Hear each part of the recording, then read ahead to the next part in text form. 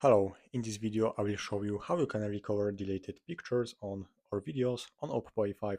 So first of all you have to open the photos and here is your photos and videos. So let's take for example delete this and here is the information.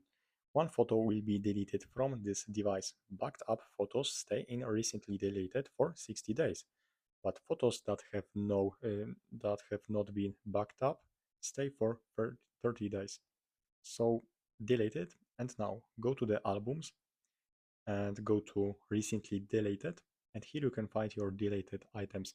So if you have some backup, you can find here your photos and videos up to 60 days. But if you have no any sort of backup, you can find here videos and photos up to 30 days only.